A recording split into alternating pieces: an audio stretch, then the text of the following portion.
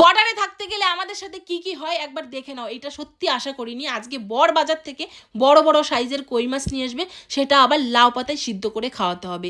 সত্যি এতটা রাগ হচ্ছিল বলার মতো না। কারণ কি জানো তো, আজকে বিকালবেলা একটা বিয়ের রিসেপশন আছে, সেখানে যেতে হবে। বরকে বারবার করে বারণ করেছিলাম যে আজকে এইসবের দরকার নেই, যেহেতু আমরা সবাই মিলে আজকে একটা বিয়ে বাড়িতে যাব, তোমার আজকে তো না আনলেও পারতে। কিন্তু না, বরের স্বাদ জেগেছে লাউ পাতায় কই মাছ ভাপা খাবে, তার জন্য আমাকে যেভাবেই হোক আজকে দুপুরবেলা লাউ পাতায় ভাপা করে দিতেই হবে। তার জন্য আমরা সবাই মিলে চলে গেলাম আমাদের জমিতে। সত্যি কি বলবো, একদমই বর কথাই শোনে না। আর এইদিকে তোমাদেরকে যেটা আমি দেখাবো, এই যে দেখতেই পাচ্ছ, ওই পাশটাই বাংলাদেশ আর এই পাশটাই ইন্ডিয়া। কিন্তু আমাদের এই নদীটার এমন একটা অবস্থা হয়েছে, সেটা আর বলার মতো না। মানে কোনটা জমি আর কোনটা নদী কিছুই বোঝা যাচ্ছে না, এমন অবস্থা। চারিদিকে পুরো নদী একদম ভরে গেছে ঘাসে আর কচুরিতে। দেখতেই পাচ্ছ জায়গায় জায়গায় ফাঁকা আছে, সেই ফাঁকাটা দেখে মনে হচ্ছে যে না, এটা একটা নদী, কিন্তু দেখো মনে হচ্ছে একদম জমির মতন হেঁটে চলে যাওয়া যাবে। তো যাই হোক, তোমাদেরকে যেটা বলবো, সত্যি কি বলবো, আজকে বর এমন দিনে বায়না করলো, বরকে না খাওয়াতে পারলেও ভালো লাগে না, তার জন্য সবাই মিলে চলে এলাম। আর এসে যেটা হলো তোমাদেরকে বলি, এই যে আমাদের ভারতীয় সৈন্য মানে বর্ডারের বিএসএফ আমাদেরকে দাঁড় করায়, আর দাঁড় করিয়ে যেটা আমাদের সাথে করলো, মানে যেটা আমাদের সাথে জিজ্ঞাসাবাদ করলো আমাদের বাড়ি কোথায়, আমরা কেন এসেছি, কিসের জন্য এসেছি, সেইটা।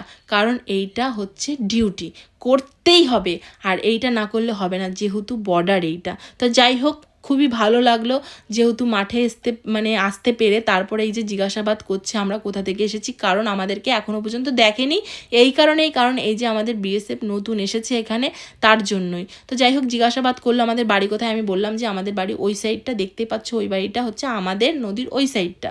তারপরে হচ্ছে আমরা কোথায় যাচ্ছি, আমরা যাচ্ছিলাম মাঠে, মানে আমাদের জমিতে লাউ পাতা নিতে, সেটাও বলে দিলাম। আর সত্যি কথা বলতে কি, বর্ডারে আসতে গেলে এগুলো হবেই, যেহেতু এটা হচ্ছে ডিউটি, এটা করতেই হবে। আর তোমরা তো সবাই জানো যে বর্ডারের অবস্থাটা কেমন হতে পারে বা কেমন হয়।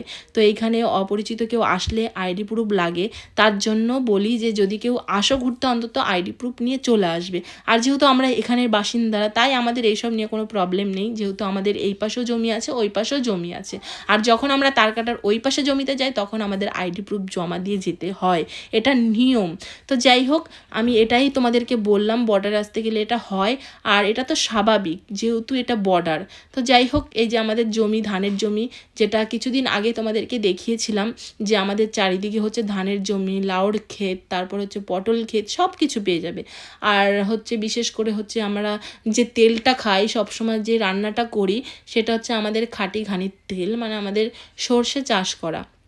তো যাই হোক, এটাই হচ্ছে বলার ছিল, বর্ডারে আসলে এগুলো ফেস করতেই হবে, যেহেতু এগুলো রুলস, আর বিএসএফের এইগুলো হচ্ছে ডিউটি, ঠিক আছে। তো যাই হোক, আমরা কিন্তু খুবই সুরক্ষিতভাবে এখানে আছি, একমাত্র আমাদের ভারতীয় সৈন্যর জন্য। সত্যি খুব ভালো আছি। অনেকেই হচ্ছে বর্ডারে থাকে, অনেক কিছু ফেস করতে হয়, কিন্তু না, আমাদের এইখানে সত্যি এমন একটা নির্ঝুম বা একটা সুন্দর একটা প্রকৃতি, বা এত সুন্দর একটা জায়গা, সত্যি খুব ভালো লাগে। মানে গর্বিত আমরা, ঠিক আছে, মানে এখানে আমরা বাস করে সত্যি গর্বিত।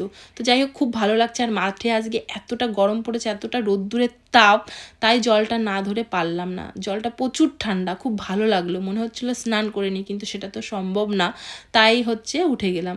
আর তোমরা তো জানো যে আমাদের জমিতে এখন আসতে হয়েছে লাউ পাতা নিতে, আর এই লাউ পাতা নিয়ে গিয়ে বাড়ি গিয়ে আবার ভালো করে বরকে লাউ পাতায় মাছ ভাপা করে খাওয়াতে হবে, কই মাছ। আর সত্যি কই মাছের সাইজগুলো যে এতটা সুন্দর, না দেখলে বুঝবে না, তোমাদেরকে দেখাবো অবশ্যই। আর আমার বর খুব ভালো খায়, খুব, শুধু আমার বর না, আমাদের বাড়ির সবাই খুব ভালো খায়। আর তোমরাও কিন্তু অবশ্যই জানিও যে লাউ পাতায় হচ্ছে এই মাছ ভাপা খেতে কে কে পছন্দ করো, আমাদের কিন্তু ভালো লাগে, তোমরাও জানিও অবশ্যই।